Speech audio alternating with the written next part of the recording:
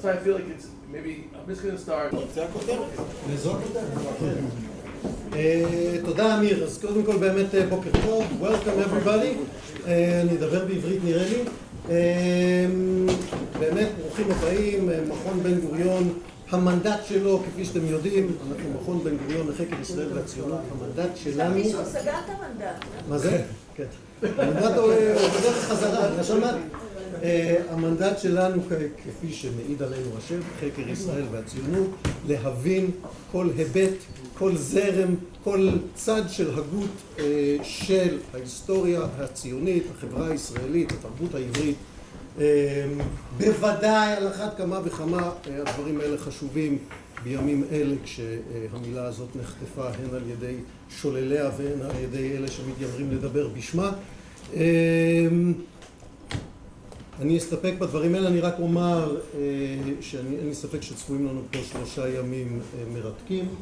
אני אודה לשותפים קודם כל, לאמיר גולדשטיין ולמכללת תל חי, בריאן הורוביץ וטוליין אוניברסיטי, כמובן למאיה מרק שלנו. חייבים להודות גם למי שבפועל הרימו את הדבר הזה, שזה בראש ובראשונה נירית פורטוגז ושי אמיתי.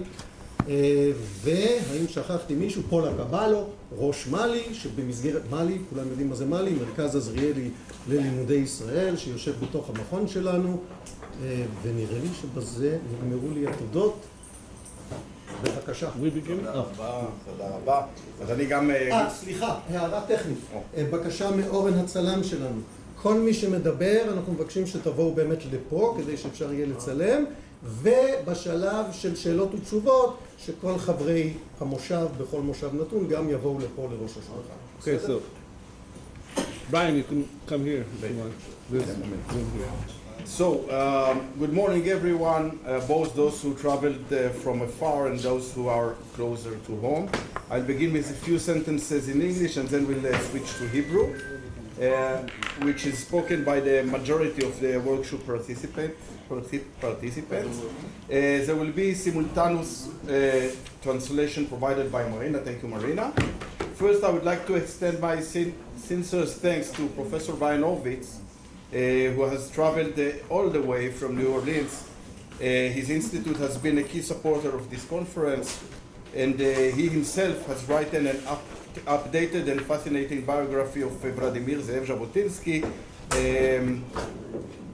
Jabotinsky's life up to 1925.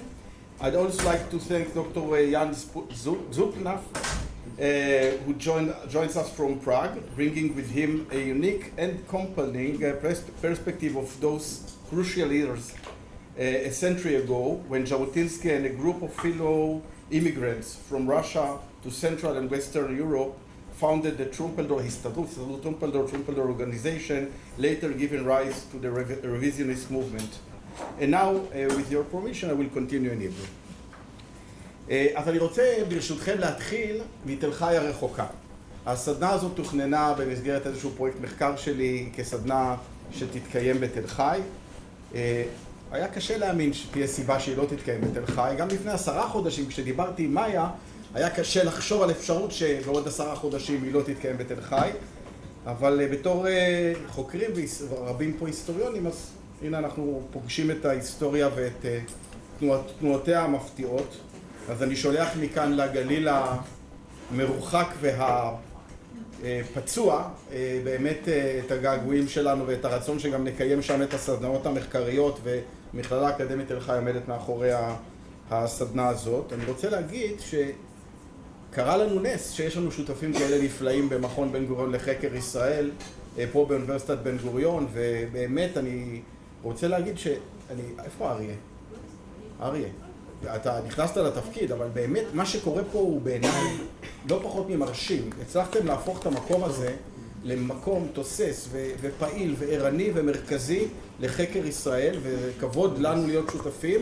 ואני זכיתי ברמה האישית בכל הארגון של הסדנה הזו, יחד עם מאיה שותפתי, לבאמת ארגון מופתי ואנשים נפלאים שעובדים בצורה מרשימה, ובאמת כל הכבוד על מה שבניתם פה, ותודה לך ותודה לפולה ותודה גדולה לנירית ושי שעוד נגיד הרבה לאורך הכנס הזה.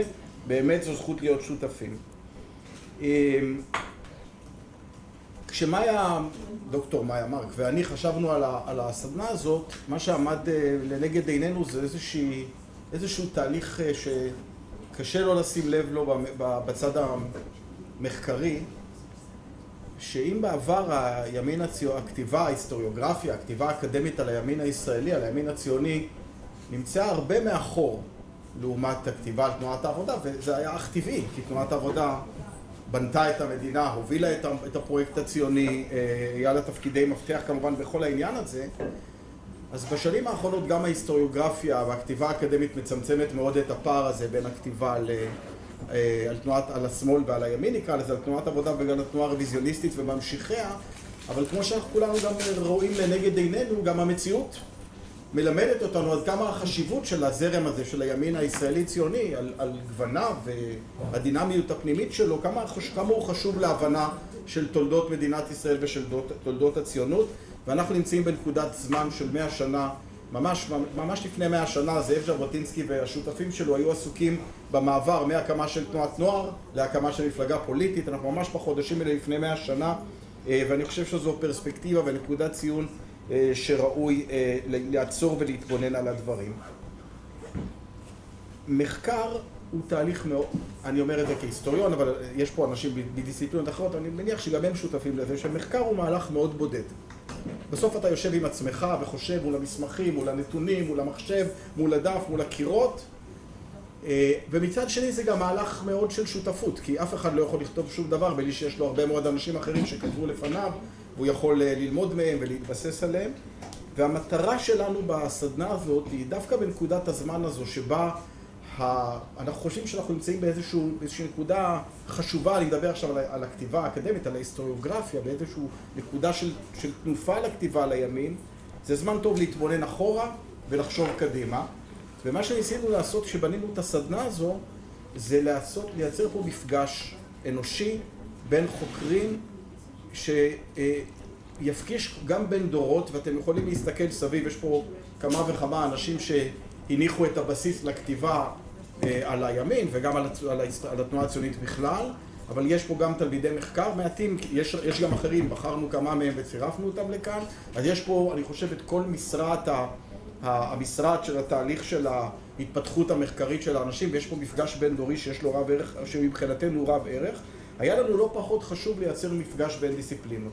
התחושה שלנו היא שיש הפרדה, יש חיץ ברור מדי בין כתיבה היסטורית על הימין לבין כתיבה סוציו-פוליטית, כלכלית ואחרת. ואני חושב שהחיץ הזה הוא תוצאה של המאפיינים של העידן האקדמי שאנחנו חיים בתוכו, הדיסציפלינריים המאוד תחומיים, אבל אני חושב שאגורה אנרגיה פוטנציאלית מחקרית מאוד מאוד גדולה במקום הזה שעוד לא קרה. והדבר שאנחנו היינו הכי רוצים שיקרה, כשחשבנו על דברים, שוב, מאיה ואני, הדבר שהיינו הכי רוצים שיקרה, זה שהסדנה הזאת תהיה ראשית של תהליך של שיתוף פעולה. וראשית, או המשך, אבל די מוקדם של שיחה בין אנשים שהם לא עובדים באותם תחומים. זה לא יכול לחיות בלי לנבור בארכיונים, והוא צריך את הסטטיסטיקה, ובסדר, כל אחד מאיתנו וסריטותיו שלו. אבל המטרה היא פה לנסות לגרום לכך שבעשור הקרוב, השיחה על הימין, השיחה על ההיסטוריה הישראלית, היא תהיה שיחה שיש בה מפגש יותר פורה, יותר אינטימי, יותר של היכרות בין הדיסציפלינות השונות, ויש פה אנשים, אנחנו נכירו לאט לאט לאורך הסדנה את האנשים, יש פה אנשים מדיסציפלינות שונות. עוד דבר שהיה לנו חשוב, זה לתת דחיפה לתהליכים שקורים, אבל אולי קורים לאט מדי, וזה הרחבה של הדיון על הימין לכיוונים נוספים. אני אתן שתי דוגמאות. אחד, הנושא הכלכלי-חברתי, מעמדי, שקיים, אבל לא היה אף פעם במרכז הדיון על הימין. החוקרים של הימין הרבה מאוד נטו, גם אני, ללכת בעקבות המנהיגים, שהסיפור שהם סיפרו היה סיפור שהתמקד דווקא בסוגיות אחרות. וגם דבר נוסף שלנו חשוב לו לעשות פה, זה להציב את הימין הישראלי בפרספקטיבה גלובלית. גם זה בעינינו דבר שיכול להיות מאוד פורה להתבוננות על התופעות שאנחנו עוסקים בהן כאן. אז אני רוצה להגיד שאנחנו עומדים להיכנס לסדנה שהיא אולי קצת צפופה מבחינת לוח הזמנים שלה, אבל אני ממש מאחל לעצמנו שזאת תהיה סדנה של הקשבה. שזאת תהיה סדנה של למידה, שזאת תהיה סדנה שבה לא רק כל אחד מציע את מרכולתו החשובה והמשמעותית מבחינה מדעית, אלא גם באמת יש פה רגע זמן לעצור וזמן להתבלבל וזמן להיות במבוכה וזמן רגע לשקול את הדברים, ולפעמים זה יקרה כאן סביב השולחן, לפעמים זה יקרה, אתם יודעים, השיחות המשמעותיות קורות במסדרון או ליד האוכל או בארוחת הבוקר או אחר כך, אבל אני באמת חושב שאני מאחל לעצמנו, זה קשה לצאת מכל אחד מתוך נקודת המבט המחקרית שלו והתזות שלו, זה צריך להיות איזשהו מגדלור שאנחנו הולכים עליו, שגם לא רק שבאנו ללמוד, שבאנו גם להיות מופתעים קצת אולי מדברים שלא חשבנו עליהם קודם. האופן שבו אנחנו עושים את זה, זה שבחלק מהמושבים גם יצרנו וכתבנו את הדברים מראש, איזשהו פורמט שמנסה להיות קצת יותר מעמיק מכנסים אקדמיים רגילים, שבהם אנחנו באים, שומעים כל אחד את הפייפרס של השני ורצים קדימה. יצרנו פה לפחות כמה מושבים שהם קצת יותר עם השהיה, שהם בנויים על מספר הרצאות ולאחר מכן על שולחן עגול שנבנה מראש של מספר מגיבים שיכולים טיפה, הכל במסגרת הזמן, יותר להעמיק, ורק בשלב מאוחר יותר, אם בכלל, הקהל יכול, השאר המשתתפים יכולים להיכנס לשיחה, וגם אם לא, והשיחה של שאר הקהל תתרחש במסדרון או בהמתנה לקפה, זה בסדר. אנחנו היינו רוצים פה להרגיש שטיפה התעכבנו על כמה מהנושאים. אז אני באמת חושב שהתנאי להצלחה של הסדנה הזו, מעבר למשתתפים היקרים והחשובים, ציינתי רק את האנשים ששפת האם שלהם היא לא עברית, אבל הגיעו לנו מברזיל ומאמריקה ומהולנד ומלונדון, ותודה רבה לכל מי שעשה את הדרך הארוכה אלינו, וגם ממקומות שונים בארץ, שיהיה פה מרחב שהוא גם פתוח לשיחה וגם בטוח להתבטא בחופשיות ולטעות ולנהל שיחות ככה באמת יצירתיות על הדברים. זהו, מאחל לכולנו סדנה משמעותית ומוצלחת ומענה, ומעכשיו אתה ממשיך. So, good morning. My name is Uri Appenzeller. I'm a PhD candidate from the Ruderman program for American Jewish Studies in University of Haifa. I want to thank Amir and Maya for inviting me to chair this session and introduce myself. My PhD work deals with, it's called Good for the Jews, the roots of Jewish political conservatism in the 20th century. And that's it. We have a lot to cover. So, Eran Kaplan is here with us. He's a Goldman Professor in Israel Studies at San Francisco State University. He's author of several books, including The Jewish Radical Right, Revisionist Zionism and Its Ideological Legacy. And 20 minutes, I'll give you the signs and everything. 25. 25 is what you need? I need an approval for that. Okay. You can have 5 minutes of mine. You can So, use this. is this okay? Thank you very much. I'd like to start out, I guess I'm speaking in English in this panel, Yeah. so I will do it all in English. But first and foremost, I'd like to thank Amir. It's a semi-miracle that I'm here, and it is incredible generosity that he showed and kindness that allowed me to be here. So thank you so much. So rarely in academia do you meet such colleagues, so it was a really wonderful experience. In our invitation, we were asked to include our current research as part of our presentation. And my current research does not deal with the Zionist right. I'm actually doing research on the radical Israeli or Zionist left or Marxist left. So I will try to weave some of my current research into the words that I will share with you here. But here we have to take a perspective of a century of the Zionist right. And immediately when I start to think of what is this legacy, the first thing that jumped to my mind is the fact that there were 3 leaders that in many ways summarized the legacy of the Zionist right, so different than the left or other currents that we might identify in Israeli politics or in Zionist politics. So the image of the leader will be crucial to my presentation here, or the role of the leader. So on a more formal level. And the first part is somewhat theoretical and deals with Moses Hess, so bear with me. It'll tie in together, I hope. So modern political radicalism, which continues to inform political ideologies and movements until this very day, emerged really in the aftermath of the Napoleonic Wars and the failure to spread and entrench the new Republican ethos of the French Revolution. And its philosophical heralds were the young left Hegelians and among them, but also in opposition to them, the young Moses Hess, or the pre-national Hess, who sought to combine what he at times termed Spinozan anti-philosophy with a socialist attack on private property and hereditary capital. In his Holy History of Mankind, Hess distinguished among three historical periods: the age of Adam, which brought with it the law and the form of the ancient Jewish state; the second revelation, that of Christ, by which the old law was lost and replaced with a message of universal redemption; and the third revelation, which was first articulated by Spinoza, which would sublate the two. It will forsake Christian dualism, the distinction between this world and the kingdom of heaven, between the promise of a better life in some abstract future time, to a realization of the universal promise of equality and freedom in this world through political action.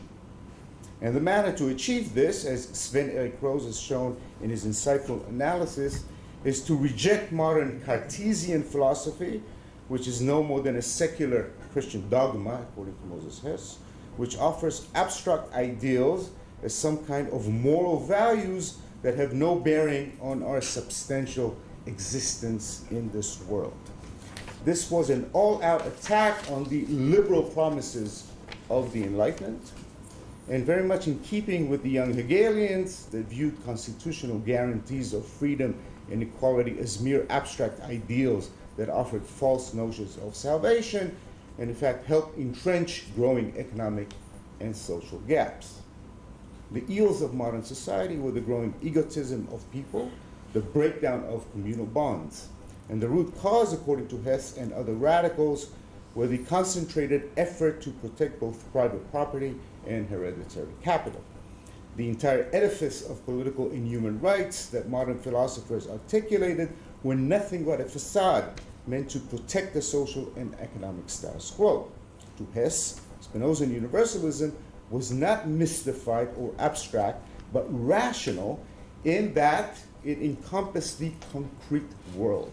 We were substantially in it. And Hess tried to unite the Spinozan philosophy of the concrete world with a commitment to actual social change. He said, for example, the reign of full equality comes into being only where there exists communal ownership in all goods, internal and external, where the treasures of society are open to all and nothing is tied to a person as exclusive property. For Hess and other radicals of his age, this was the essence of anti-philosophy or anti-liberalism, rejecting the dualism that separates the subject as some transcendental entity from the objective reality, to reject any abstraction, to unite theory and praxis, to achieve actual change, to form a new reality here and now, to revive the community that is wholly subsumed by a commitment to the law, like the old Jewish Commonwealth, that is not meant to set apart the chosen people, but to universalize freedom and equality by the force of the collective. To achieve true individual autonomy that can only exist as part of a network of mutual support and care. Eventually, Hess would focus his theoretical gaze on the actual Jewish question in his proto-Zionist Roman Jerusalem, a kind of dialectical embrace of his early writings.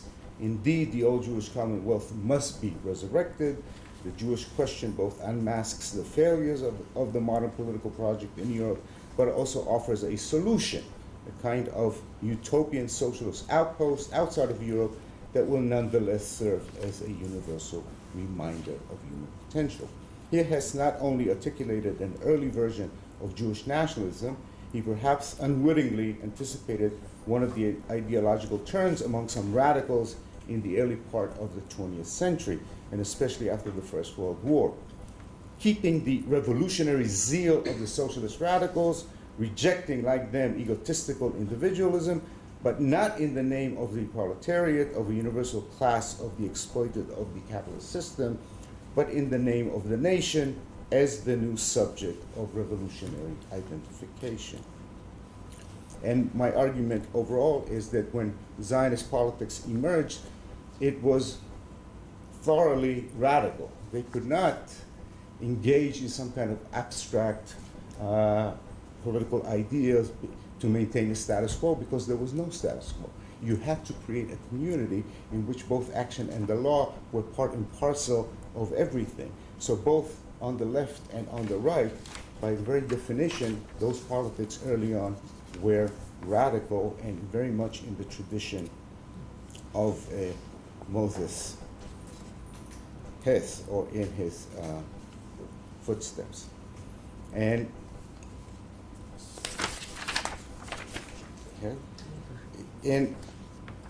we can certainly understand how the Zionist left emerged in the footsteps of Hess, and when you read Bochum nowadays and you compare it to Hess, it jumps right off the page.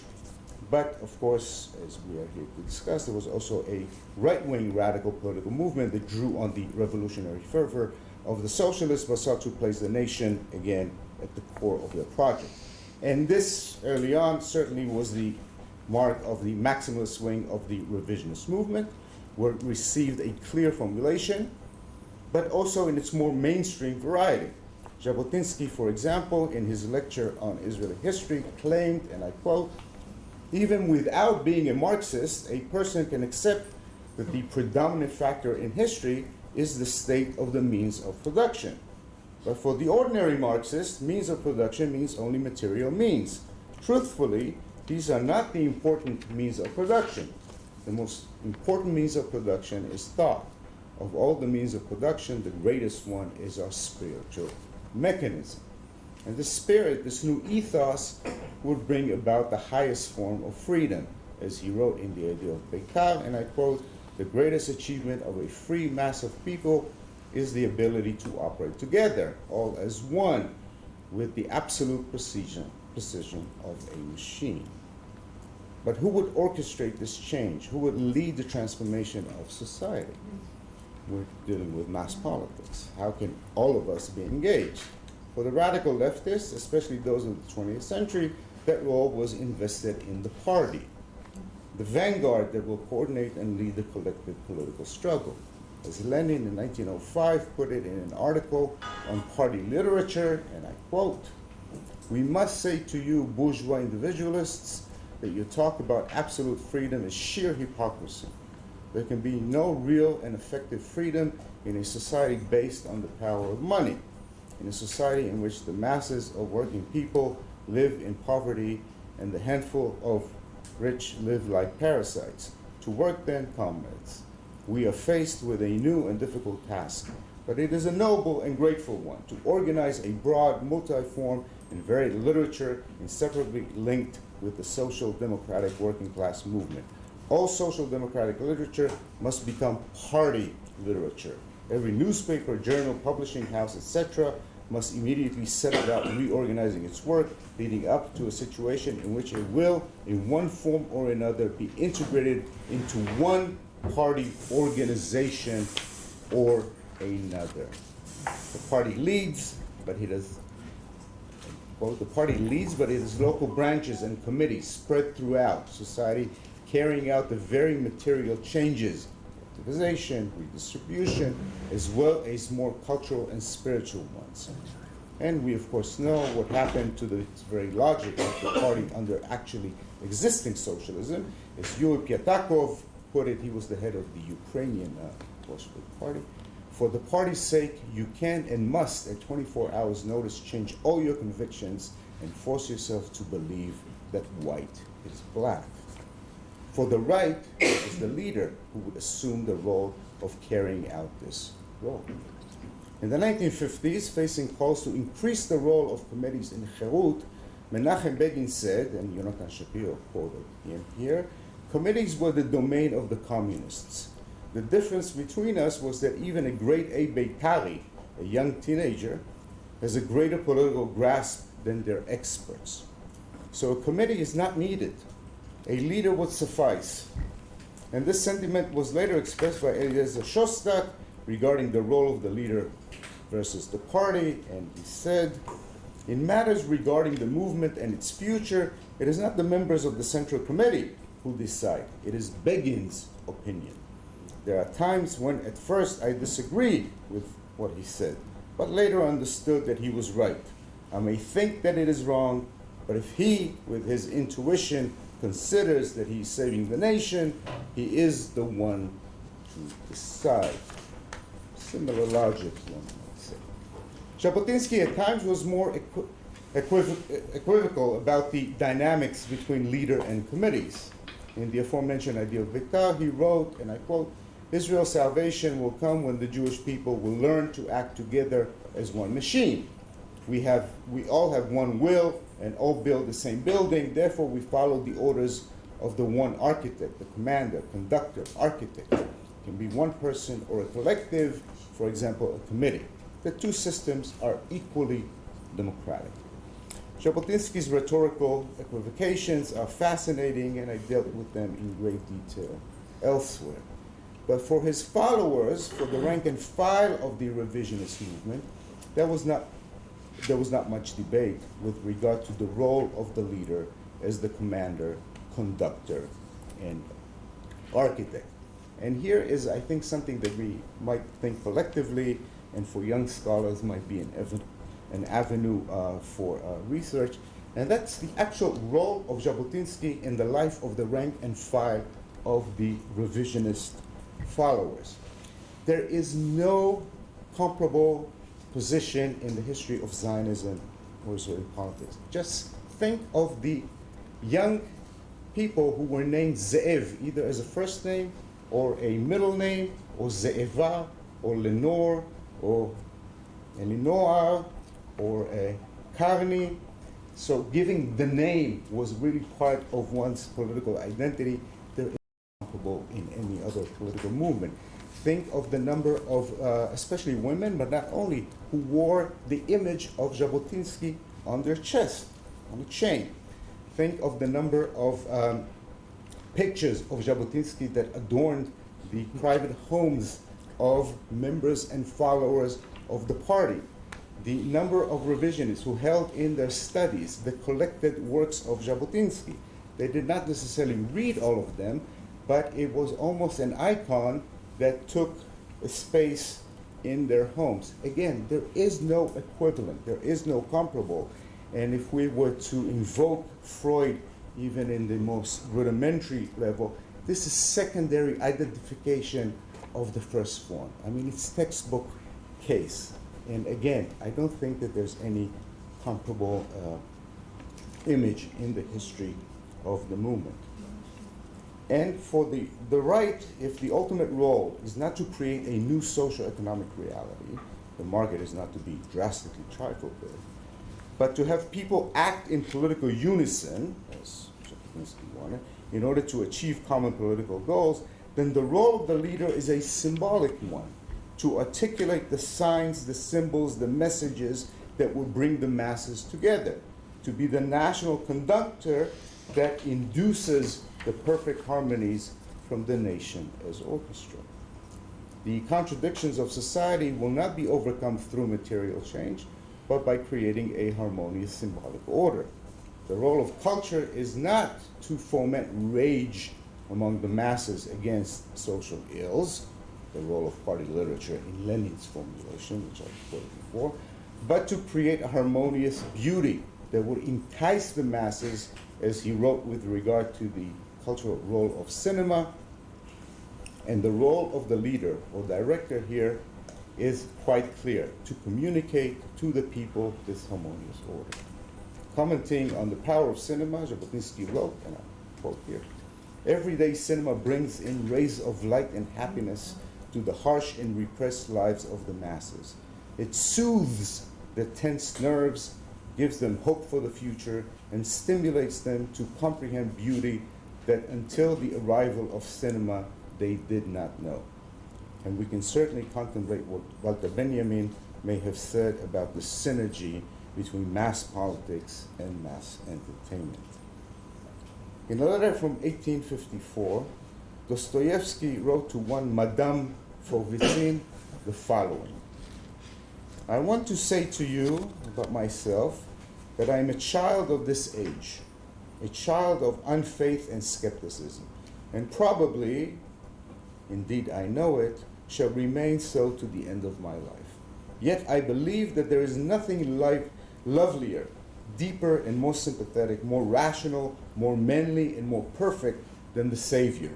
I say to myself with jealous love that not only is there no one else like him, but there could be no one. I would even say more. If anyone could prove to me that Christ is outside the truth, and if the truth really did exclude Christ, I should prefer to stay with Christ and not with truth. Nearly 8 decades later, Jabotinsky would also retort to Christological images to assess his own role as leader or savior. In the poem The Hunchback, he wrote the following: "Among people I am despised. In cultivating the truth, I am the Son of God. And in a frightful night, a night in which I will have to die on the cross like an ancient brother, my student will betray me and renounce me in front of the masses." End quote. Was he anticipating in 1930 the raucous World Conference of Beitar in 1938, where his leadership would publicly be challenged by the younger generation of revisionists? Perhaps not. But the disciple, and certainly Begin strenuously described himself as Jabotinsky's follower, something that several commentators have shown and criticized the veracity of Begin's claims. But Begin was no Peter. He was a Paul, all but ignoring the historical Jabotinsky, keeping intact merely a symbol of the founding leader. In the 1930s, Jabotinsky spoke about the need to teach the Hebrew youth how to shoot.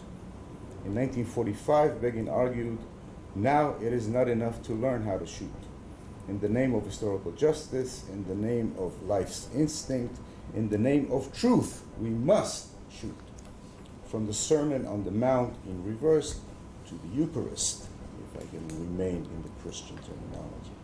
And Begin's style of leadership, unlike Jabotinsky's, tended more to the practical, even traditional, less an emphasis on new means to reach the masses, of using new technologies, but in fact, and I'm missing a couple of pages here.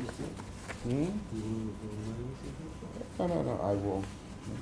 But more personal interactions, more personal meetings, and kind of traditional politics, and I think we have someone who can testify into Menachem Begin's style of politics.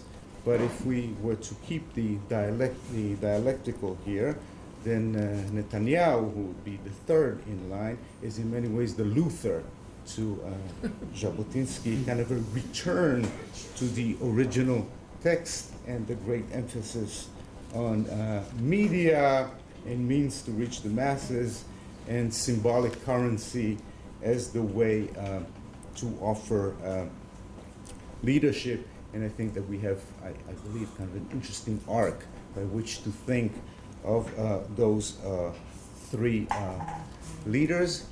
And also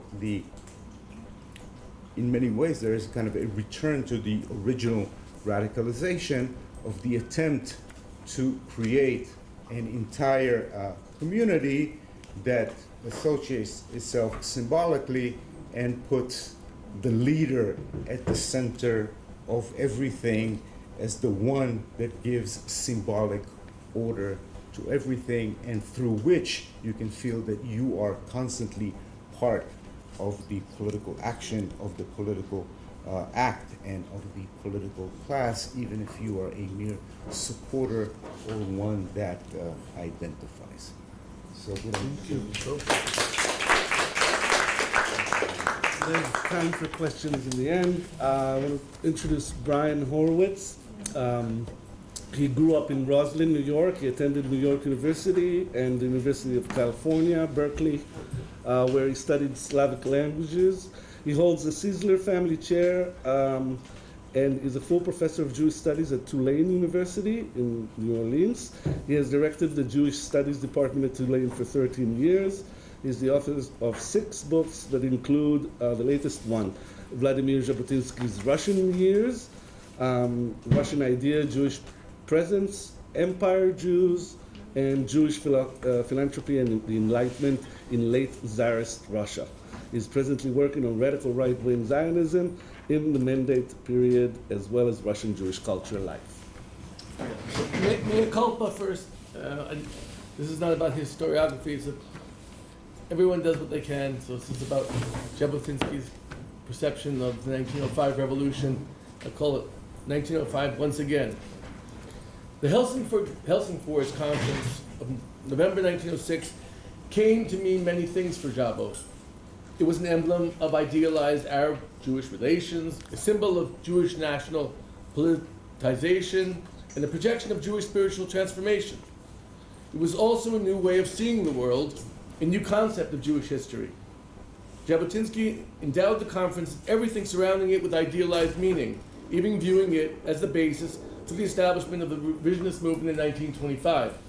My paper today will deal with all these different variations in his perception. It is intriguing that Vladimir Jabotinsky drew attention to the Helsingfors Conference in several key texts, long after the conference had been forgotten by the public.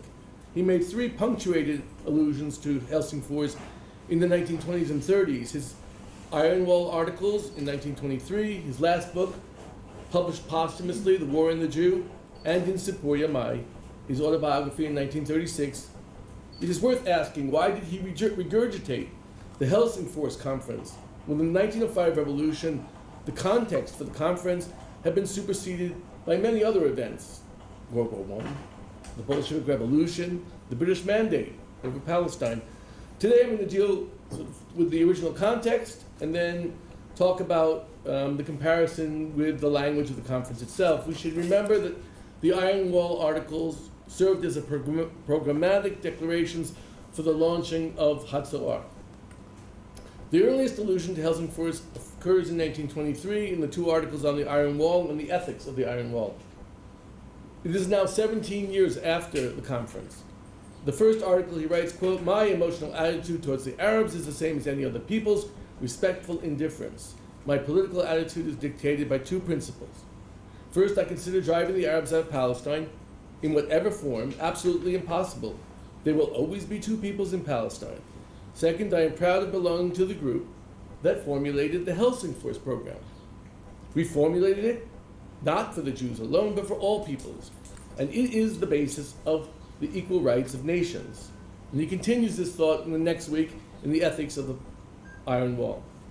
Let's return to the Helsingfors program, already mentioned in the last article.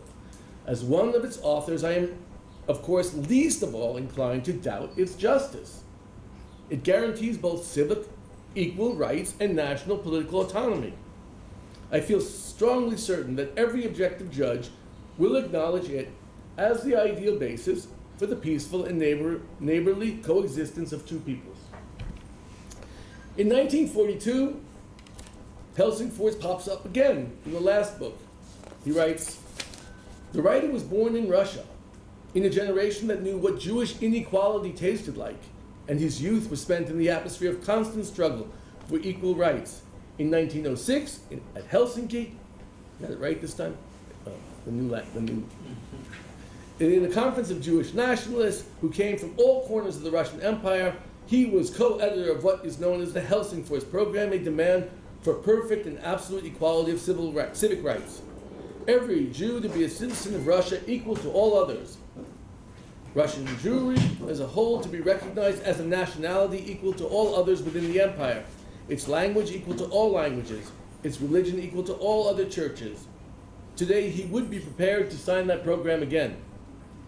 As these passages show, Helsingfors was first of all in a statement of minority rights. Minorities, by this he means the Arabs of Palestine, would acquire broad privileges based on a conception of political and cultural tolerance.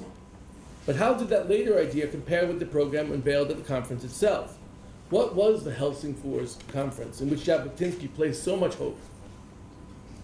The program proclaimed at the conference included civil rights for minorities in democratic society and guaranteed national, cultural, political privileges. But the conference itself also speaks of a political fabric, democracy, suffrage for women, national rights, independent of place and density of population, the Austrian idea of individual national rights. The program itself speaks of the, quote, democratization of the state structure on the basis of a consistent parliamentary system, broad political freedoms, autonomy for national regions, and the conferral of rights for national minorities, full and unquestionable equality for the Jewish population, suffrage for men and women, the right to one's national language in schools, courts, in public life, the right to a rest day on Saturday instead of Sunday throughout the country. In other words, it was more than a mere declaration of rights for minorities, but entailed a general social environment based on freedom, tolerance, and national self-respect and respect for the other.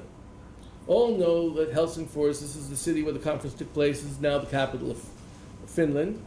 In 1906, Finland occupied a special position because the Tsar granted some political independence, such as the right to congregate for political purposes. At the Helsingfors Conference, also known as the Third Conference of Russian Zionists, Jabotinsky and others promoted a program based on synthetic Zionism. Itself, a set of ideas created in St. Petersburg around the time of the 1905 revolution. Synthetic Zionism was largely a group effort of young people who called their group the Kalastre, which means group in Polish. Several members of the Kalastre later joined Jabotinsky to found the revisionist movement in 1925, Shlomo Gepstein, Abraham Goldstein, Zaideman, and Nadich, and others. Synthetic Zionism involved a change in Russian Zionism from negation of the diaspora to an acknowledgement that political activity in Russia can be positive. In the context of 1905, it made sense for Jews to engage in the revolution and help shape the future. One should recall that before 1905, political activity in Russia had been banned and the Jews targeted for government repression. The history of synthetic Zionism involved a relationship between Russian liberals and Zionists that was potentially productive despite the short timeline. The alliance led to a collaboration in an organization called the Union for the Achievement of Full Rights among the Jews of Russia, shortened to the Achievers. Although lasting only a little over a year, the Union was committed to a unity of Jewish parties to the right of the Bund and devoted its meetings to the attainment of Jewish needs in the immediate political context, as well as outline ambitious goals, such as a Jewish parliament. Zionists sent representatives to the Union, among them Vladimir Jabotinsky. However, one should note, and this is the most important thing, that the program unveiled at the Helsingfors conference in fact represented the Zionist declaration of independence from the Union and a desire to go it alone, spelling the end of the liberal Zionist alliance. According to Maxim Vinaver, the Jewish cadet, constitutional democratic leader, Helsingfors caused the cadets to abrogate the Union. So why did the Zionists act to end the alliance, and why did they proclaim their political principles at a time when there was no chance of gaining passage for any of their proposals? The obvious answer is to mark territory, to announce their principles, even when the program was fated to end up in the history books. The principle here was Jewish political independence. The emphasis on independence emerged from the course of the revolution. Although Jabotinsky and basically every other Jewish nationalist in Russia hoped for the success of the revolution during the spring and summer of 1905, the pogroms of October changed his perspective. The focus shifted to Russia's Jews exclusively in the violence of the Thermidor, the reactionary forces, and the betrayal by the liberals. Jewish nationalists could only boast of Jewish heroism. Jabotinsky called it inner transformation. In an article entitled Jewish Revolution, published on January 24, 1906, he writes, there is beyond no doubt one payout of the revolution for me. This is the moral payout. The role of our youth in the enormous events in the Russian rebellion created, especially in Europe, an entirely new opinion of our people. And he writes on, after all, the change did not occur only in the eyes of others, but in ourselves. The Jew today does not look like the Jew 25 or even 10 years ago. Of course, it is laughable to think that the Russian Revolution created this shift. He has been created by the movement of Jewish life, which led to the awakening of national autonomy, active historical creativity. But the Russian Revolution was a school of the new spirit. It taught the Jew to live under fire, as military people would express it. And this lesson will be useful again and in the future.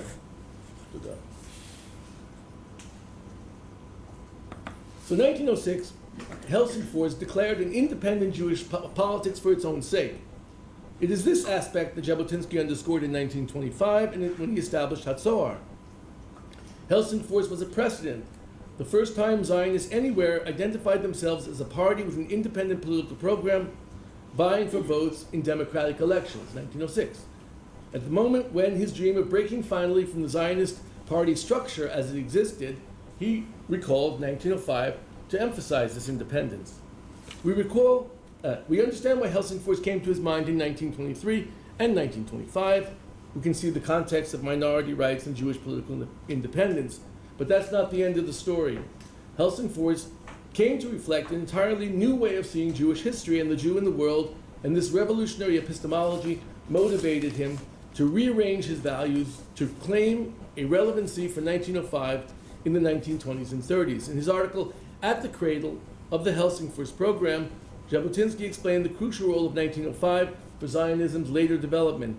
This article appeared in the 1926 volume dedicated to the memory of Avram Edelson, Jabotinsky's collaborator in the formation of the Helsingfors Program. According to Jabotinsky, Edelson played the crucial role because he changed the epistemology.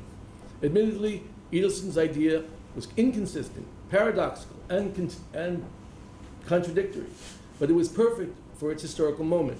This is what Jabotinsky writes. Our movement, Zionism, is revolutionary. It strives to overthrow the original premises of Jewish life, the diaspora. At the same time, our movement is conservative, because every tiny detail from our heritage has piled up over 20 centuries and has meaning. Therefore, ordinary political definitions don't apply to us, whether praiseworthy or denigrating. Meanwhile, what is necessary for us and what should be avoided does not conform to any straight or hard line, but is winding and flexible. Our guidebook is not a catechism, because anti-church here, but gives proper balance. You may take a stick and bend it this way, and take another and bend it the opposite direction. Equal rights, self-defense, petty colonization, a cult of life, jargon, Yiddish, orthodoxy, halukah, and so on without end can sometimes be good and sometimes bad. There are moments when one must scream to people, everything holy is a fetish, throw it in the dump. And there are moments when one should make people remember it is not only a fetish, but also something holy. As Jabotinsky understood it, the upshot is that Jewish history and diaspora should not be rejected outright. Although the long-term goal of a Jewish home in Palestine remained unchanged, synthetic Zionism placed emphasis on the short-term goal of strengthening Jewish national life in Galut. The theory went that Eretz Yisrael had to be built up so that it could provide Jews with exclusive space for the development of their language, economy, and culture. But who would build the Yishuv? The answer, Jews in the Galut. Paradoxically, at the same time that the diaspora offered no long-term future, it had to be developed. And here he goes on. For example, our ideal consisted in preserving only what is alive in Judaism, the energy that at one time was transferred into our workshops, i.e., they shook the dust of the diaspora from their feet. That goal is still true. But now we bend down and pick up from the ground the clumps of this dust and try to analyze them. We immediately see that it is full of valuable, organic ingredients that turn out to be productive when used properly. Let us analyze the ghetto, a terrible institution that has poisoned us physically and morally. But at its base is found the healthy principle of estrangement, and it is worth cultivating this principle in a different form. At the same time, take assimilation, an indisputable illness, moral gangrene, but it put into our hands the whole cultural arsenal of modernity, without which we would not be able to dream of any building. Take the Jews' cowardliness and physical passivity, his response to a pogrom, the dark cellar. It is shameful and an invitation to other pogromists. But in certain conditions, it is precisely the best method for a weak minority's self-defense. These two passages show Jabotinsky's deep appreciation, I think, for Helsingfors. But it is not Helsingfors as a program for minority rights, or even Helsingfors as a precedent for political independence. Rather, this is a new way of seeing the world. There's no consistent rule, there's no fixed value system. Zionism invented a new theory of Jewish history in which idiosyncratic elements and unique contexts took precedence over theory. One takeaway is Jabotinsky's realization of the centrality of diaspora Jewish history for the future of Zionism. The diaspora had created the tools to achieve the transformation, the utopian Jewish life in Eretz Israel. Thus it follows that in proposing Helsingfors to the Arabs of Palestine, Jabotinsky was not offering merely some kind of program of equal rights, but a paradigm shift, a means of attaining political and cultural rights in the Jewish state dedicated to a new kind of society. In this sense, Helsingfors was an invitation to the Arabs to play a part in the utopian project. I have a few more pages, but we'll see. Of course, not all was rosy, even in the concept of full minority rights. As one recalls, revisionist Zionists called for Jewish independence on the basis of competition with the Arabs, in which Zionist colonizers would develop the country under British rule and military cooperation. Helsingfors, therefore, while signifying a solution to the conflict between Jews and Arabs, also envisioned a Jewish majority characterized by dominance, guaranteed through force. This, after all, is the meaning of the Iron Wall, a defense structure that the enemies of Zionism cannot penetrate, that will force the Arab minority to accept a Jewish majority. Once the acceptance has occurred, cooperation will ensue. Returning to my subject, however, we can locate various other Helsingfors that meant different things. What seems to link the concepts is the vision of an independent Jewish politics, a utopian society, and Arab-Jewish reconciliation. But this is not the end. We go on. In later years, Helsingfors didn't disappear. In 1936, in סיפור ימיי, the memories of 1906 bubble up again, he writes. The Helsingfors Conference was the peak Zionist experience of my youth. I am sure that many of those who took part in it would say the same thing, even those who belonged to the generation preceding mine, because youth was not only inside us, it was in the air. The youth of the entire country, the youth of the whole of Europe. Such periods in the history of the world do not occur often. Periods when the people quiver with hopeful expectancy, like a boy waiting for his girl. Such was the case for Europe before the year of 1848, as it was also at the beginning of the 20th century, that deceitful century that frustrated many of our hopes. And I'll skip, but he continues on and on about almost being arrested. But in his autobiography, Helsingfors comes closest to a personal memory, to the actual events of 1905 and 1906. Notice he drops the connection to the conference. It stands for 1905 generally. And to explain himself, Jabotinsky compares 1905 to 1848, the great hopes of freedom dashed by political reactionaries. Jabotinsky's retrospective portrait of himself in 1936 is as a young man who believed in freedom and happiness and who remained committed to these values.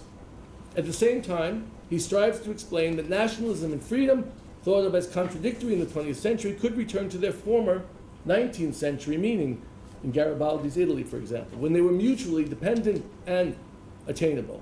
Although he had nearly been arrested, his enthusiasm didn't wane. He was undeterred in his confidence that political unity among the nations composing the Russian Empire was possible. Just the last page. So thank you. Apparently, Helsingfors, in Jabotinsky's mind, morphed from a memory of a conference into a political program for a party, and then into a philosophical inquiry with parallels to 1848. I will end here with just a quotation to jumble things up a little more. In 1925, the 1926 article, Jabotinsky asserts that Helsingfors can only be expressed as a novel. No other genre will do. For this, it is not necessary to add or embellish, he writes, I would like to recount the history of the Helsingfors program as a novel. It's true. For this, it is not necessary to add or embellish. One simply records things exactly as it was. And there you have it, a novel. Moreover, not a psychological novel, but a school in session, full of movement, events, tumults, plot suspense, and resolutions. Okay, much talk of a novel reflects hyperbole, sure. But I would add that Helsingfors was a program of a minority rights masquerading as a potential novel, a political program, a historical and philosophical inquiry, and an inspiration for Jewish independence and spiritual transformation, like Haggadah or something. Helsingfors embodied all that was positive, sacred, and valuable for Jabotinsky. It motivated his ideology and shaped his behavior. It might be a right time to compare Helsingfors, the potential novel, to the real one, The Five, because they function in a similar way. In a time of panic and despair in the late 30s, Helsingfors represents all that is hopeful, a potential departure from the horror of the present. The Five reflected a story of hypothetics. It could be, but not for. But cosmopolitanism failed, and Zionism was the best that was possible. Helsingfors, as Jabotinsky envisioned it, had this utopian flavor too. But it also showed that Jabo in the 30s as a person who, instead of falling into despair, grasped at hope.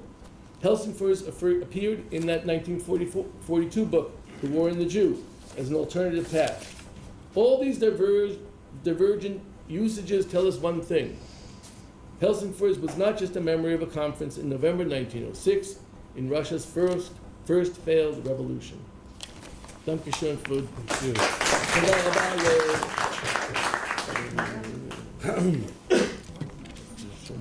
And last we have Jan Zoplana, educated at Charles University Prague, holding a PhD in history of the Middle East.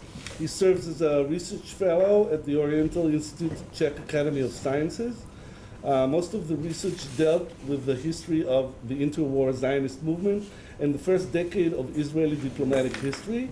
Articles published in Israel Affairs, Journal of Israeli History, British Journal of Middle Eastern Studies, and more. Okay, thank you very much for a warm introduction. Thanks, Amir, for getting in touch with me and Maya co-organizing the event. I have prepared a very basic PowerPoint slides presentation that I shall accompany by possibly even more basic comments. I need to be here. It's already there. You can just open it up. כולם שולחים לי לוואטסאפ, אז אני מנצלת את ה-20 שניות האלה. יש רשת וי-פיי פתוחה, קוראים לה Just for Visitors, כולם יכולים להתחבר, זה פתוח וזה זמין לכולם. טלפונים, מחשבים, אוקיי? Stop and start again.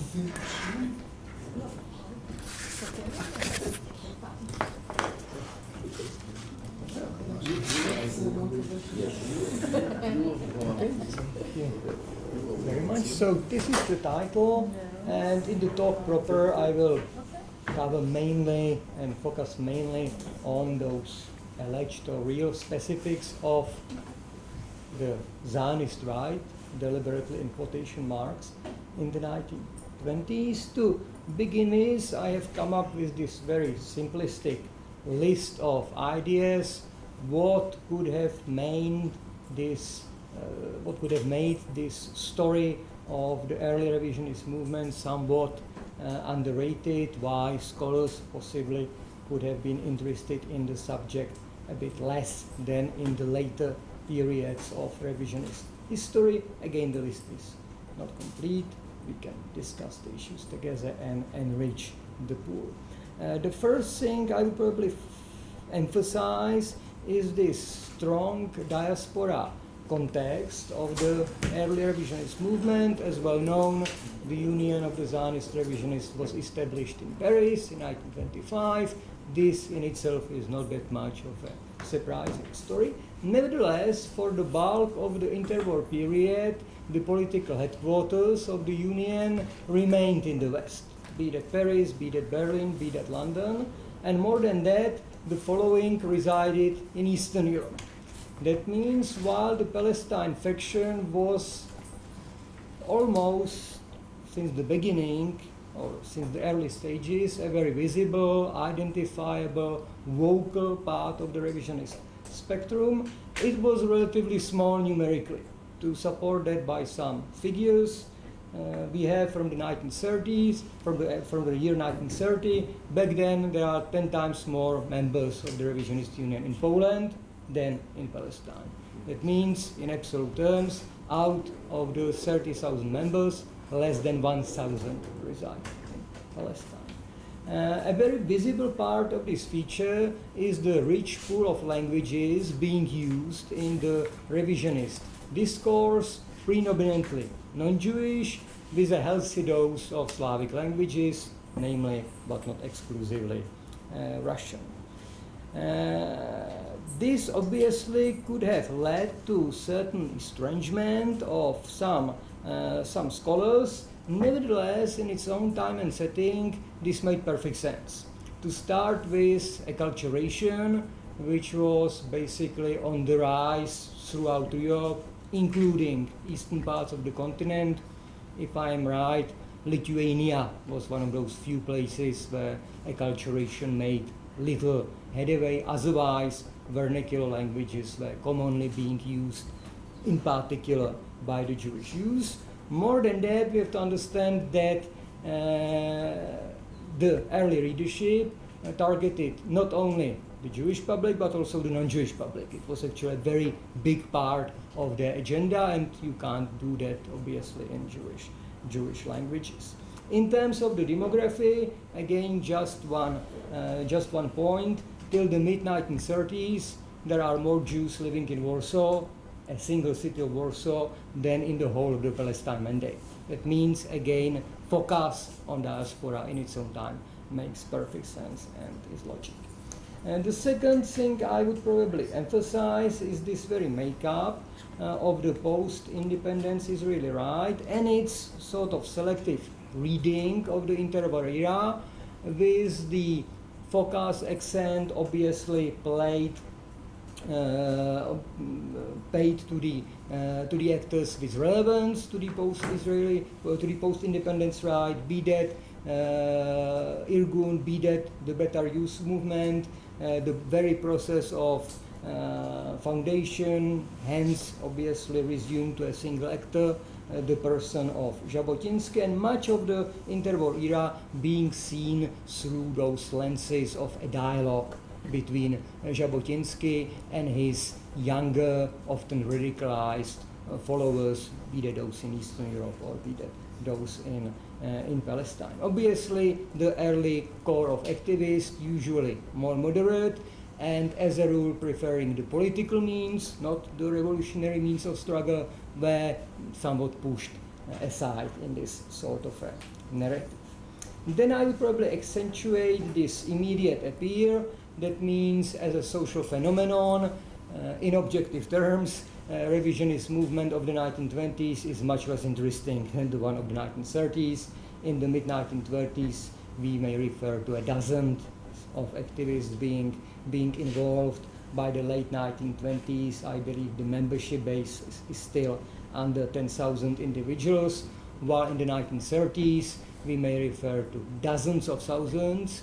Just between 1930 and 32, the membership base jumps from 30 to 70,000, and in case of the New Zionist organization, in the mid-1930s, this body claimed more than 500,000 followers. That means the very, so to say, visibility of the revisionist movement on the, so to say, Jewish street in Eastern Europe, this is a different coffee in the 1930s in comparison to the 1920s. Then probably I would refer to also some aspects of international politics, the relative calm in Palestine till 1929. This can be very well seen from the very volume of documents prepared for that purpose by the Colonial Office. That means Palestine till the turmoil at the turn of the 1920s, 1930s is not that much interesting even for London, not to mention a kind of a relatively marginal group of activists barely noticed in London in 1920s and yet seen later on as a source of considerable trouble in the 1930s. Also the context of the world politics, that means the rise of authoritarian movements, democracy being under threat basically everywhere in Europe. In that regard, the Better Use movement shaped, influenced by the Polish brand of right-wing nationalism is obviously far more interesting than a tiny group of Russian Jewish intelligentsia representing a bygone era. This can be interesting for a few historians, but not necessarily for, let's say, social scientists in particular. We can elaborate, obviously, the topic more. Then I would mention something and comment a bit this issue of the makeup, alliances, presumed failed alliances, and the very standing of the Union in the Zionist movement of its own time. Tons of informations could be enlisted. I have again picked up a few examples. The first thing to address would be this founding group of Russian Jewish activists with a very interesting common socio-economic profile, with the bulk of the activists being born in the south, extreme south, if you want to, of the Pale of Settlement, Crimea, and even outside the Pale of Settlement. Often, or at least in some cases, big cities like Odessa or today's Dnipro. That means a birthplace quite different from many of the leading Zionist personalities in Eastern Europe, who tended to hail from the less acculturated, more traditional central parts of the Pale of Settlement, let's say the greater Belarus region and the corresponding areas. Most of them, or basically all of them, hailed from this acculturated background, acculturation being second or even third generation phenomenon. Judging by patronyms, these include typical Russian names, Yevgeny in case of Zhabotinsky's family, Ilya, Boris, and so forth. All study at universities. Sometimes the degree is accomplished in Russia proper, including places like St. Petersburg, Moscow, which was privileged for the Jews of the time, so again something rather exceptional. More than that, we may mention that most were middle class rather than rich. Basically, all of them are active and play a visible part in the Russian Zionist movement around and following the revolution of 1905, following the collapse of the imperial regime. Many others are involved in the Jewish national politics, particularly in Ukraine, and represent the Jewish political parties, groups, or at the local, municipal, in some cases even the state level. Within few years after the Bolshevik takeover, they leave the former empire. Interestingly enough, the first wave of expansion was headed towards a group with Central European, so to say German-speaking connections. Again, the socio-economic profile not being so different, acculturation, in some case even assimilated background being the norm, involvement in Austrian, German Zionist movement again being very common. For us, the ultimate point is that we are not referring to 1, 2, 3 known individuals of the time, but basically to a group or to a set of seasoned political activists with an established track record in Zionist movement in Russia, Germany, Austria, and credit that in some cases goes well beyond the Zionist circles. As such, my favorite example, Brutskus served as Minister for Jewish Affairs in the government of independent Lithuania in the 1920s. Lichtheim served as advisor for the German delegation at the Versailles Peace Conference. Zhabotinsky, as well known, was involved in the birth of this British Zionist wartime alliance. Others, Grossman was elected to the short-lived Ukrainian Rada. Stricker, to mention the Central European environment, was elected to the Austrian parliament. So again, in their own time and in its own setting, these were no names or no second tier of individuals. probably more interesting even is the fact that many of the individuals who joined revisionism in the 1920s were relatively prominent figures, or let's say mainstream Zionist politicians. The case of Max Bodenheimer, one-time close collaborator of Theodor Herzl, long-time member of the Great Actions Committee, Soskin, a prominent Zionist agronomist with experience in East German Africa. A number of groups was involved in the process, student fraternities, activists with the links to the Better Youth movement, a very interesting Sephardi Jewish group from the Balkans, educated in French. Nevertheless, it's quite noteworthy that it were those two groups that basically dominated, we could even say controlled, the central organs of the movement, basically till the implosion of the original leadership in 1933. That means Poland, despite of what I've said before, was underrepresented. That means in 1930s, a third of the movement's followers resides in Poland, yet there is no one from Poland on the board. It means it was not just the Palestine faction, but many other groups that had somewhat strained, so to say, relationships with the original core of founders. In terms of the early political family, just few comments to emphasize the union actually at the formal level is an integral part of the general Zionists till 1929, when the process of separation is started.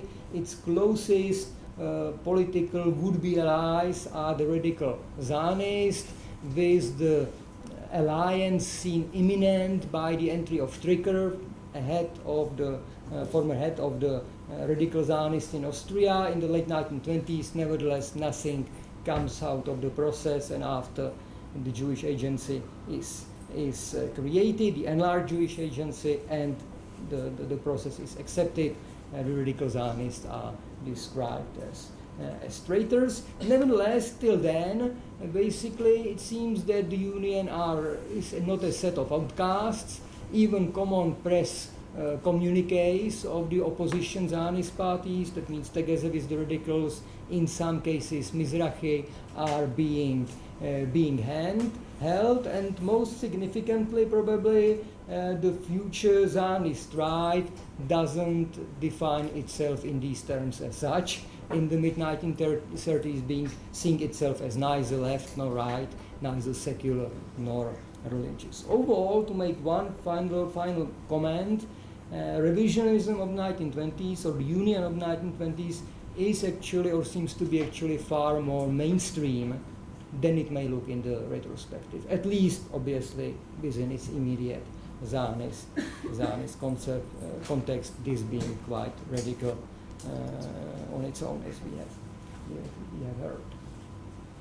Some general characteristics, again, many issues could be mentioned, and the time is pressing. I have picked up two things. The first being a sort of a puzzlement, and I must emphasize that I do not present to be specialist on this post-1905 period in Imperial Russia. We have another expert here, and I have to emphasize we didn't consult actually with Brian my sides. Nevertheless, basically for anyone who goes through the articles, political protocols, and all the other relevant documents in the 1920s, this long-lasting imprint of the Russian evolution is obvious. It's ever-present. It's not only references to Helsingfors. It's not only Jabotinsky. It's characteristic of all this Russian-speaking grupo.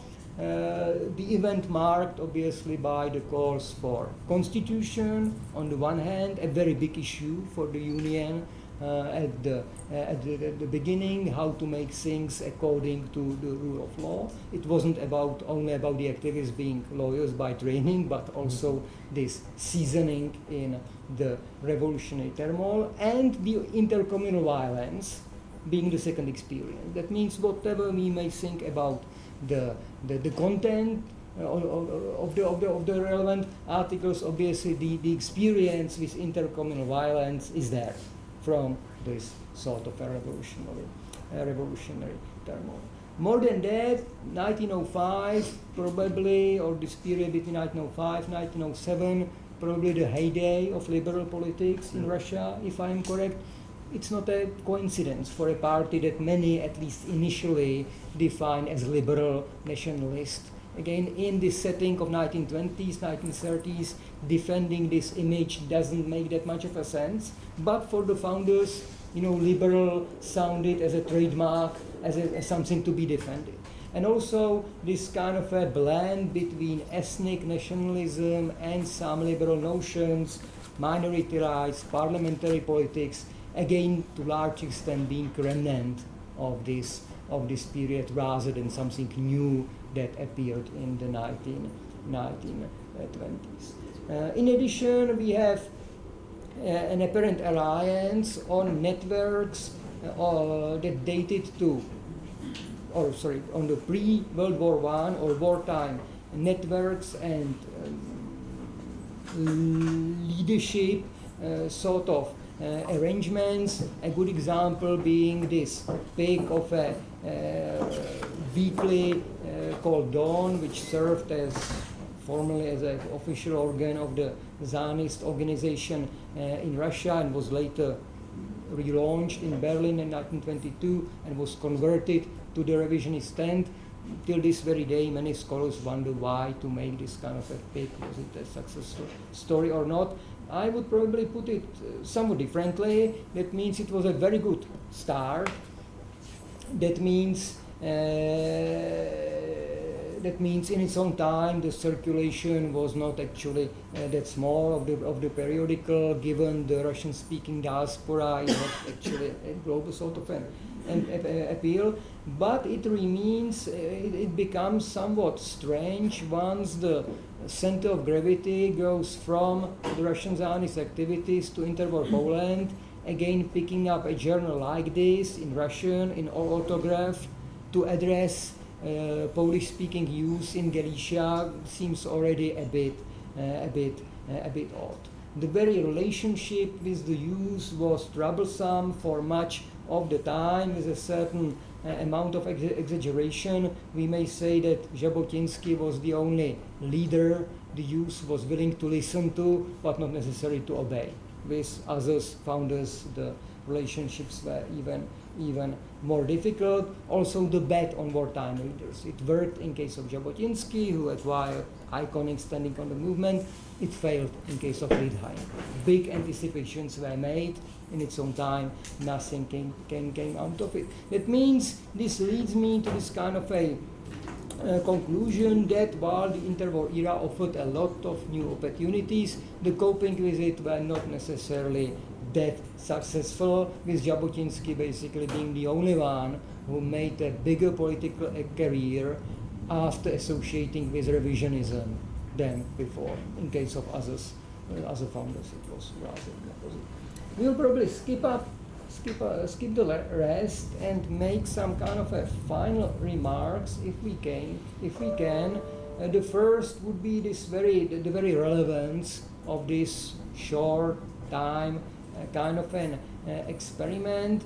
If history ended in 1942 with the creation of the Herut Party, with an obvious footing in the Irgun paramilitary group in particular, this could seem as a curiosity rather than anything else. Yet things tend to evolve, and Herut unites with the liberals, the centrist group in 1965, and it's probably not a coincidence, or at least it's quite interesting to point out that the revisionists come from the Zionist center, and that Herut reunites with the Zionist Israeli center in the mid-1960s. That means it seems like a cyclical process of changes, coping, debates, alliances between more liberal-leaning nationalism on one hand and the hard line on the other, than just a kind of a one-time affair that was there and basically disappeared with the end of Jewish diaspora in the 1940s. And the second, Amir at the beginning also appeared to this kind of not to be afraid to to play with some bolder concepts, even say things that may not be 100% correct and provoke a debate. I would elaborate on this, recognizing some flaws of my own early research, and this one being basically this common kind of a desire of many biographers, scholars dealing with Jabotinsky to find the real Jabotinsky, the ultimate Jabotinsky, the very original version of what is the essence of the revisionist idea. Well, with the advance of time and getting old, I have given up on this aspect.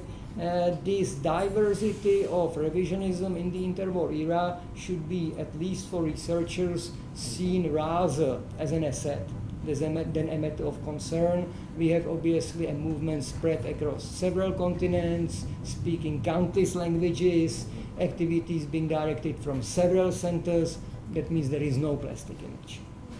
And then once there is, it's usually suspicious, and the only thing would be to be politically correct, probably, and my appeal would be probably to say group, I mean, when I use the term revisionist, because obviously this very term, the revisionist belief, I would say, given the amount of information we have today, is a bit archaic, because again, often things are projected to Jabotinsky without him necessarily saying that, and etc. and etc. That means I would rather see this early revisionist movement as one particular phase of the evolution of revisionism, lasting from this first quarter of the 1920s up till early 1930s, and being shielded by this group of founders. In that regard, I would say that, again, in deciphering the message, it's always important to look also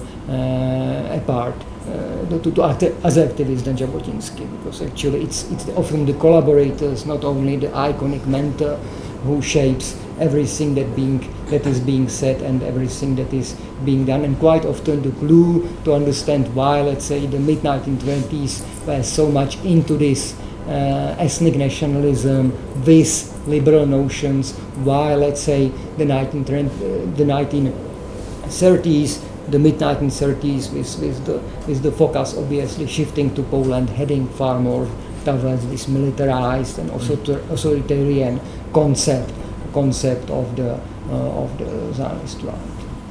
Thank you. Thank you. Okay. So we had the leadership principle and the Helsingfors conference, the significance in his writing, and a little bit about the origins of the revisionist party. Does anyone have any questions? Okay, yes. I would like to ask maybe all of you, but the first speaker, how do you reconcile in the theory or the ideology of the revisionists democracy with the leader, the central leader? Did they see this some kind of a problem that they had to work out, or it was just taken for granted? And just one more comment about it. The idea of majoritarian democracy, which we have today, of the right, of the political right in Israel. Can you find this also in the intellectual history of revisionism?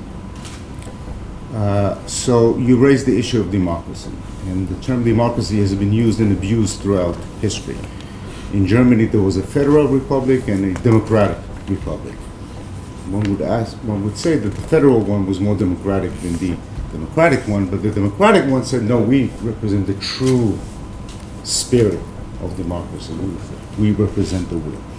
So there is a huge difference between kind of procedural and majoritarian democracy and the very term democracy. Yes. So if we look at Jabotinsky, sometimes he uses democracy very broadly, sometimes more focused. Sometimes he shows the limits of democracy, and maybe we need to overcome democracy because it's a hurdle, or we could stumble along the way. So he's he had various views. But the point is, when we look at political actors and political figures, they're also working in the actual political world. So we can also judge them on the way they acted as politicians and actors, and not just the way they use slogans or terms or ideas to present themselves ideologically to the world.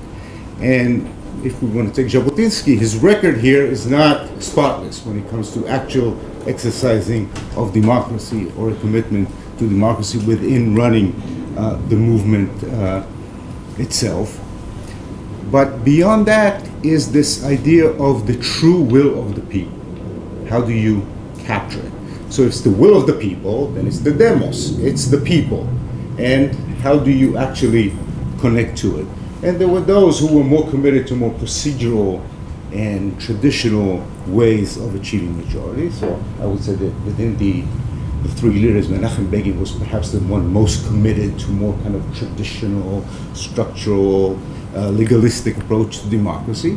Whereas the bookends, I'll say Jabotinsky, maybe Netanyahu right now, are somewhat less committed to certain procedural or legalistic elements and view leader as more of a representative or more of a spiritual or collective will. So that would be a very broad answer like this.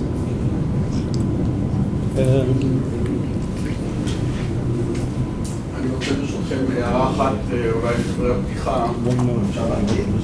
אתה יכול לעשות להגיד? כן, אני תכף אגיד באנגלית הערה על העניין, אבל דברי הפתיחה מכיוון שאתה נעשה אותם בעברית. אני חושב שבשיחה על ההתפתחות של המחקר על הימין צריך להזכיר את יחיעם וייץ, פרופסור יחיעם וייץ, שלצערנו חולה ולא יכול להשתתף. למרות שהוציאו אותי הרבה פעמים מדעתי, אני חושב שאי אפשר לקחת לו גם על חלקו במחקר, וגם את חלקו בגידול חוקרים ועידוד אנשים לכתוב דוקטורטים בנושא הזה, חלק מהם יושבים כאן, ונאחל לו בריאות טובה. אנחנו נתייחס ליחיעם ונחלק לכולם את ההרצאה שלו והדברים שלו חשובים ונכונים. And now regarding, I have one comment regarding the same issue of the, I would say, the position of the leader or the place that the leader in the history of the revisionist movement. Personally, I was always fascinated by the fact that I heard so many times from veteran Beitarim that they went to a city nearby their shtetl, heard Jabotinsky lecture, and it's changed their life. They decided to make aliyah, they decided to go to fight, they decided to go to the underground, and it took them, some of them even up to the ghetto. And of course, or it's obvious that the place of leadership is very unique. But I think that we have to balance it by what was now said, the democratic approach and the democratic process from day one. Jabotinsky was elected, and all the leaders of Beitar, like no other youth movement, in Beitar they used to elect the leadership every 2 years. So I think it's, in a way, has to be said as well.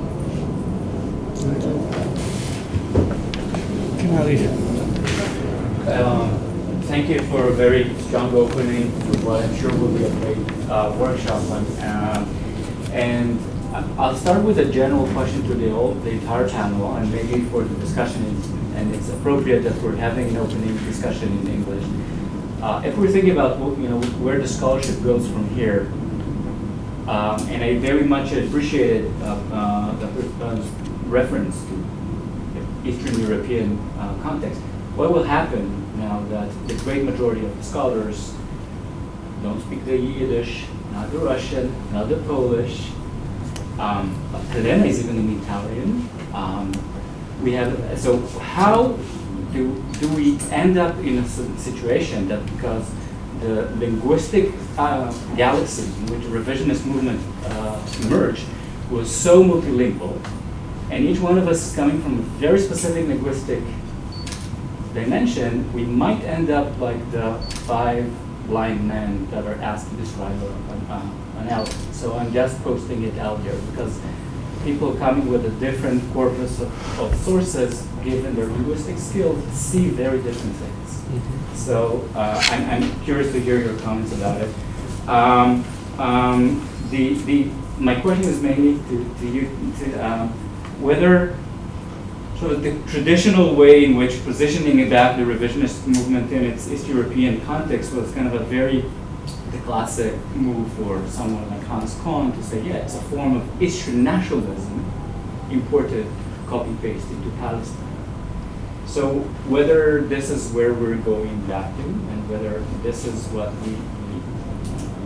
we need to advance it, and whether, how do we add also questions that we have in the research in European history about colonialism and internal colonialism, right?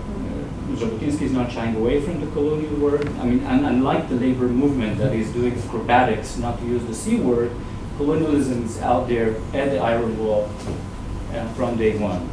So if the literature we have now, historiography, about both European colonialism, and I'm thinking about Central European, Mitteleuropa, colonialism, both as an overseas practice, but also forms of knowledge, for instance, in Germany, which is internal colonialism, right? Without creating colonies overseas. Is it changing anything about the way we need to understand exactly that kind of attack with nationalism we've seen the revisions on? First, You want to answer? we'll add another question. Well, all that I want to say is that in my presentation, I'll say a few words about the role of leader according to Jabotinsky. Let's not enter into it in details right now. Okay, anyone want to comment about the linguistic? Maybe both I would address, just if I may. First, maybe the linguistic kind of an issue. Again, I think it helps if we divide the time, let's say the interwar era, into certain periods, and if we say what group we focus upon. And if it's indeed the Union, that means the party, the political center, to be honest, I would say there are 3 core languages: Russian, German, English, in this order. A good thing is that there is actually a lot of documents in English. For some reason, these not always have been sufficiently used, but they are there, digitalized, and etc. Anyone can use. You can't bypass Russian for the obvious fact of Rasviet, but also due to correspondence. And you can't bypass German, because starting with, I would say, the 3rd World Conference, for the 3 World Conferences to follow, this was the language of the debates. Nevertheless, this, I would say, at least for the bulk of European scholars, should be digestible, at least those coming from Central Europe. And let's do not make the situation as a kind of a scary tale. We are not basically dealing with documents in Old Norwegian written in runic letters. Okay, these are 3 big European languages, and I would say that again, if we focus on this history till 1930s, those 3 languages cannot be bypassed, but at the same time cover the most, and there is not that much incongruence in what is being said, among other things, because those leaders were usually trilingual or multilingual and knew each one of those 3 languages. So these actually merge. Obviously, Palestine section is a different thing. Interwar Poland, you can't do this without, obviously, Yiddish. There is a lot in Polish, but I can imagine, let's say, the early revisionist movement and the Polish Palestine story respectively being done by different scholars, reaching conclusions that are not necessarily identical. That means, again, if it was a task for a single person, all the factions, including the Balkans, the US, and etc., this is beyond a human task. But again, if we divide it into meaningful section, there is a diversity. You have to use more than one language, but these often complement one another. And from the European perspective, the good thing is that at least for the early revisionist movement, if you want to, you can do this without Jewish languages. That means you can hire people. Yeah. I mean, I find really interestingly, if this whole, even this panels here, right? There's a little bit about the pre-war, like World War II, and then it goes into the Palestine almost exclusively. And in general, like if you work with Jewish politics in Europe, so you have a break at the Holocaust, right? It's just in general that like it stops, and then so the attempt to deliver or to reconnect through Begin to the revisionist movement that we know from the pre-war period doesn't it only partially valid, but partially not valid because Israel's internal political life is so much more important than some kind of memory of 30 years before, right? So in general, there's a real rupture in Jewish history, and I'm not sure that we're going to be able to overcome it, really. It's something worth talking about it, for sure. But, yeah. No, I finished. So, can I? Yeah, sure. So, first of all, thank you very much for these interesting talks. I have two questions, one to Eran, one to Brian. First, Eran, why do you think that begging was more democratic than Netanyahu and Jabotinsky? Because the question is whether you are talking about pattern of leadership or perception of democracy. Mm-hmm. And secondly, Brian, I know that you will tell me it's both and it's complicated, but if Jabotinsky put a lot of emphasis on the Helsingfors in order to show the need to protect minority rights, yeah? And he put a lot of emphasis on the Iron Wall in order to show that we should secure the majority rights of the Jews by force. So eventually, what was more meaningful for Jabotinsky, because if we will be able to give some kind of an answer to that, it can shed light on the current right way. Can I add something to Brian? Go ahead. Yeah, sure. That's a good question. You put so much emphasis on the Helsinki. But before that, when Jabotinsky completed his MA degree, that's not 1903? It was after. No, it was after 1912.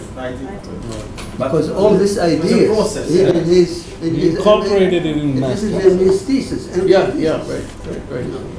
But my view of Jabotinsky is that he was very obsessed with this idea of legitimacy, and so very worried that the Jews would not achieve majority status in the country, and so he wanted to encourage immigration to a huge extent. Like that was the main issue of many of his proposals, and then at the same time, I'm not sure that they were meant to be put into a hierarchy, but rather complement one another.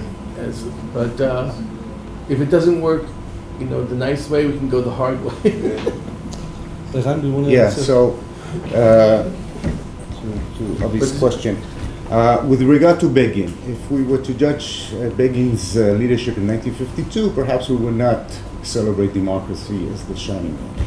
But ultimately, he was prime minister, so we judge his legacy really on his time as prime minister when he had actual power and ran the political system. But again, I don't know what was in Begin's heart or in his mind, but we can again judge actions and place him within the historical context in which he operated. And Israeli history transformed in the 1970s and the 1980s. there was the emergence of Israeli capitalism, and in many ways, certain liberal elements that came from the West were now much more entrenched into the political system because of the deep socioeconomic changes that happened in Israel. And those have to do with ethnic changes within Israel, economic changes, and other changes. So Begin in many ways happened to be the leader during that time, or not happened, but was in many ways the natural one. So at the time, I think that Israeli society as a whole was becoming much more attached to certain liberal or democratic procedural principles and defining, and we can see the rise to eminence of the Supreme Court in Israel in those years leading up to the 1990s and so on and so forth. So in this regard, Begin as prime minister happened to be the prime minister at the time where those principles were so dominant, and his leadership in ways reflected those changes in Israel. So this is where I would put him. I'm not trying to read into his mind or into his thoughts about it. Yes, ma'am. Just a short comment. I think we need to rethink or re-articulate the questions regarding democracy that came up here. There is a clear distinction between party mechanisms or party democracy or choices made by leaders within their parties, and between their views regarding state democracy, constitution, civil rights. It is not the same thing, and it's particularly important within the revisionist movement when we can see significant gaps in Begin's view regarding internal party mechanisms and his views regarding liberal principles and democracy in general. So I think it's an important distinction. Thank you. Yes. I know it's the next panel, but I want to ask you guys about the tension between liberalism and nationalism, because for us it looks as if it's a natural way of thinking about it. But 2 years ago, I was at a researcher's workshop in Europe. We were discussing populism in power. And I talked about populism and conservatism in Israel and the way that it transformed away from national liberalism. And the Europeans came back to me and said, what do you mean? Nationalism is much more extremist than populism. So how come this is a bad? So does it sit natural, the liberalism and nationalism in Europe here? If you can do it short. Yeah, I mean, it came out of the context, described partially a very reactionary government, so that the national oppressed Jewish people would have a national movement that would be in response to autocracy and violence and oppression, so that they would have, like I said before, legitimacy based on commitment to rule of law and to minority rights and all these things you wouldn't necessarily associate with European nationalism of the 30s, but and so in a way, like you're right to say that this bridge was kind of rickety, if you will. The term, if I may, the term populism in its Russian sense is very different from what we mean populism today. That's the logic, right? Is go to the populism. This is so part of the lost in translation is the kind of a complete ignorance of history. It's about the meaning of these terms in the late 19th century and the early 20th century. It's so different from what we mean today. So we just hold to these terms, assuming that these are stable categories without historicizing them. So of course we're lost in translation. But it's beyond that, because we spoke about 1905 and 1906. Those nationalist revolutions were against transnational empires that repressed all rights. Mm-hmm. So in this regard, nationalism could be seen as a liberating force against the entrenched old. Right. But by the 1920s and 1930s, our conception of nationalism then again changes. Yeah. So it's a question of when do we compare the two terms of liberalism and nationalism. In 1905, it seemed quite natural to couple the two. Later, it would seem somewhat more problematic. And I would add up a very basic kind of a down-to-earth comment that sometimes in rather basic English language sources, Jabotinsky at certain moments of his life, or let's say those activists, would be portrayed as a liberal period. They were never a liberal period. They were liberal ethno-nationalists, which again may not be so easy to combine in the context of French, British political culture, but in this East Central European milieu, a very good example would be interwar Czechoslovakia or the Baltic states. This is a match that works perfectly, and it's kind of a nationalism which obviously evolves with this certain embellishment or inclusion of the liberal notions, but it's not liberalism like liberalism, and there is never an idea of a civic nation that those individuals would work with. It's always the ethnicity that is the core of the nationhood, and these are the limits where everyone basically moves. And I think from my European perspective, this is even a certain, I would say, misconception maybe of the Zionism, or the Zionist movement as such, that often we deal with the left and the right as a kind of a British or French or any other European left and the right, with all those, let's say, universalist or other kind of leanings, transitions. Well, we're dealing with a left or right section of a single nationalist movement. This, for me, stands for something a bit else, with certain limitations. But if I could also harp on the populist question, so as a modern term, so in the 1980s, so Nestor Laclau and Chantal Mouffe, when they write about populism, they write about left-wing populism and right-wing populism, and they actually see democratic potential for liberation. I think that since the late 1990s, basically populism is right-wing populism. I don't think that there's actual left-wing populism left. Barely.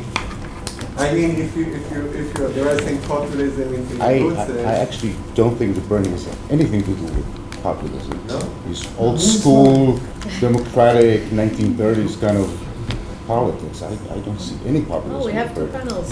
We have to continue. Thank you so At the much. very core, what populism has shown us over the past 20 years is you give up all hope on material, actual change and leave everything onto the symbolic scrap. Thank you. נעבור לכולם.